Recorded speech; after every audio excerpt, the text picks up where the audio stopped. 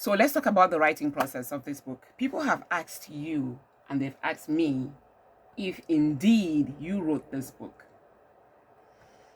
Everything you see in this book comes from my own knowledge and my own memory of my childhood as a Vikings fan. And I started this, well, not the book. I started my fandom in 2016. Not fandom. My fan. You know what I'm trying to say. My passion for the Vikings.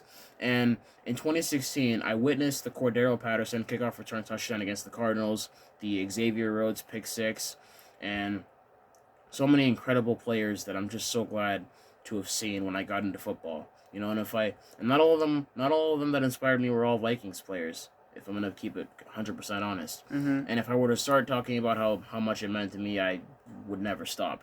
So the short version is this book is most definitely something you should definitely check out, as well as just something to inspire you if you have dreams that are similar to the ones that I aspire to fulfill. So you're saying that you wrote this book. Indeed, I did. Talk about the writing process. How did it start? When did it start? It started out as a summer project, the summer of 2025, which is it still is that year, but you know what I mean. And I finished it before summer even ended. And this project was absolutely incredible, and I truly hope that inspires many. And I think that the way you read this book, as you said, was very quick. There were days when I said, "Jay, did you write today?" Go, "Yes, Mom, I did." And I checked the computer. You're written so much, Mm-hmm. right? And like you say, everything came from your memory. Yeah, it's Your crazy. memory of football is amazing. The things that you remember, your memory in general is amazing. You sat down and wrote this book like a pro. And Want me to give an example? People, want me to give an give example? an example before you do that. When I tried to edit the book, I was kicked out because, what did you say? I wasn't putting in football language. Yeah, I mean, you wrote it well, but it lacks the football dialogue, the things that really bring football fans together. I was banned from editing the book. So, No one said you were bad. You just didn't. well, You just didn't. I didn't have the language to edit the book. I don't Not have the quite. Yeah, football not language quite. to edit the book. So this is JJ's project. This is his baby. He owns every word in I this don't like book. that word. You do own the words in the book because I was trying to edit it. First of all, you're like, no, mom, you're changing it too much. That's not football language. So I just hands off it. But yeah, give us an example you're gonna give. So an example of my memory of Let's see football your Vikings. JJ. is that this right here. True. Okay. An example of my football memory is that in for 3 years straight, the Vikings played the Seahawks in Seattle, and the Seahawks seem to have always worn their lime green uniforms. So in 2018, the Vikings unfortunately lost to the Seahawks. I believe the final score was like 21-7 or like 21-14 around that. And the Seahawks were wearing their full on lime green uniforms, which is also known as their color rush uniforms. Then 2019, they wore their lime green but the dark blue pants with that. And the Vikings lost that game. I believe the final score was 37-20. Then 2020 week 5. I remember this game so well. The Vikings played the Seahawks. It was kind of a rainy game, a little overcast, slippery out there. They played the Seahawks. The final score was 27-26 for many reasons that I don't want to go into due to the heartbreak that it caused me. Um, but the Seahawks also wore their lime green uniforms. They're not fully though, just the lime green jerseys and the dark blue pants. But what I do think though is that we had a huge chance to win that game. And the first person who scored the touchdown in that game was Dalvin Cook. By the way, he scored the touchdown from the 8 yard line. Because I know that because I remember the commentator saying that too. Hmm. Awesome. You're blessed with a memory that you're able to just sit down and write a book so quickly. Now, the title Purple Passion, when you were writing, we had like 3 working titles, right? 3 to 5. 3 to 5 working titles.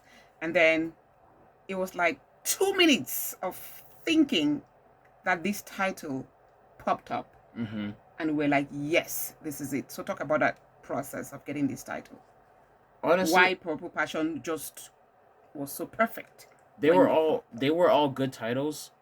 And even at that time when I saw that Purple Passion was the right title, even then I didn't really see like how much of an impact it would make. Because now, like back then I was like, Purple Passion, yes, I like that title, it works. But now I'm like, purple passion. This really signifies, or this really, You mean this, now when the book is out? now that the book is out, Mhm. it really, the title really shows a lot of signals as to how my passion really, like, it really aligns with what I've not been through, but what I've done and how I've felt as a Vikings fan. Mm-hmm. And the passion never leaves. It stays with you for life. And that's why this title is so important. You know, it highly corresponds heavily with my dreams and the whole point of this entire book. I really love that a lot. And people online and people who've met you have also really appreciated the title. They think it's so appropriate for what the book is about. It is so good. Now, you've got so many messages from people who say that, oh, you make me think about my life when I was 15.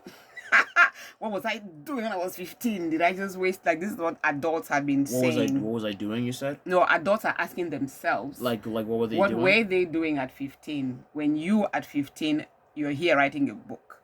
You know, so they're like, oh my, did I just waste my teenage years? But anyway, besides adults. No, I think that I feel that my success shouldn't make any of you feel bad about yourselves. I feel that God's plan is different for all of us, and it puts us in different places, you know, whether physically or mentally or emotionally. So, but I am very grateful to Him for that trip to Minnesota, because the things that I was able to do there, the way I was able to get this book out there, you know, so the book launch was amazing. Amazing. So, Thursday went to Minnesota. Friday, the Fox 9 interview for the third time. Thank you, Fox 9. Thank you, Fox 9. Thank you, Hannah Flood. And thank you, most importantly, God. The crew was amazing. Is so amazing. You know, I hope to see them permanently. You know what I mean? You know, Skullfest was on Saturday. Again. We had book signings there. And then we went to the Presbyterian Church of the Way to do a book signing there, and man, that is home. I felt some nostalgia when I went back there. Then we went to the Vikings game, and then I met a couple fans who I realized were following me on Instagram, so I followed them back. I know this kid. Oh, you're that kid on TV. Getting recognized as at an NFL game is one thing that I was not expecting. Yeah. You know, hey, you're that YouTuber. You know, that was crazy, because NFL games are, you know, full of huge amounts of people, and I wasn't really expecting to be noticed, because you know, NFL games have a lot of people, and even though I'm fairly popular, I'm still not like that popular, at least not yet, you know. But to be recognized there, I mean, that's crazy. I mean, all glory goes to God for that one. Amen. For all of it, you know. Amen to that. And now the young people who have read this book, they hugged you. They started reading right away after they bought the book. And I remember a parent saying that I have 4 kids and they each want their own book. Nobody wants to share. Yeah, these are all my childhood friends, by the way. Like, friends, I'm talking about friends that I've known since I was like 3, maybe even a baby. Yeah, a baby. But anyway, I want to ask you, how do you feel when kids your age are reading your words and just telling you how happy they are reading it and how inspired they are? I have this really young childhood friend, and for respect toward him, I can't say his name on here. But when I saw a picture of him reading the book, you know, as young as he is, the inspiration he felt at such a young age to read my book, it gave me chills of excitement, of honor. Like, I felt so humbled, you know. I love how these things humble me more than they make me want to exalt myself. You know what I'm saying? So I feel that it kind of reminded me of, like, back when I was about 10 years old and I was really striving to finish the Harry Potter book series. Remember those days? Yeah. And you read the entire Harry Potter series before you were 10? No, I think it might have been when I was, maybe before I turned 11, actually. Yeah. One of them was over 800 pages. Big books like this. Huge. So thick. Oh my gosh, the books were so thick. You were, yeah. You've been a good reader since. But it's just so incredible how I feel that God gifted me with this memory for things like this, and who knows what more is left, you know? And I just feel that the more people I inspire and the more I can do for others, the better my environment and the things I want to do can be. I'm so grateful to God, and thank you all so much. And, you know, God bless you all. We're not done. And we're not done yet? We're not done. I still have a couple of questions for you. So we're not done because I want to talk about my favorite chapter in the book, which I think you can guess. What do you think my favorite chapter is? Pala Pala. People, if you have not read this book, or if you have read this book and you've read the chapter 4, which is titled Pala Pala, that is the chapter that I love more than anything else. Now, quick explanation to that. So before my mom really knew about my passion and knew how football worked, Understood it. Okay, same thing. She would always watch me watch the games and be like, "What is this thing you're watching?" Right? And then she'd say the word "pala pala" because when she saw people jumping on top of each other in the football game, it would remind her of this thing called pala pala, Pala Pala. Cameroon. in Cameroon, it basically stands for like unorganized fighting, just like roughhousing and just unorganized fighting and just people jumping on top of each other, and that's how she saw football, and I can't blame you for that, honestly. But to call it that, I wouldn't really call it that. But hey, that's you. You do you. Yeah. So it is a chapter in the book though, and that's pretty cool. I love it. I love Pala Pala, and I love somebody messaged me and said, "Did you really ask that kid to stop watching that Pala Pala game?" I go, "Yeah, I did." All the time. I'd be like, "Stop watching that Pala Pala game. What are you watching?" Today, Pala Pala has turned into Purple Passion, which I wholeheartedly support. Now, I can't ask you what your best chapter is because it's your book. But so far, what is the best reaction that you've gotten, and also what do you expect people who read this book to get from it? My favorite reaction was the picture you showed me of remember the friend who was so inspired to read the book. The genuine smile that I saw on his face. Man, God bless him. So incredible. What an incredible fan. Yeah. God bless all my fans, Yeah. Absolutely incredible people. And what I hope for young people to gain from this book is that it's not just me who can do this. Anyone else can do this, You want to inspire them that they too can do this. They most definitely can. It's 100% possible.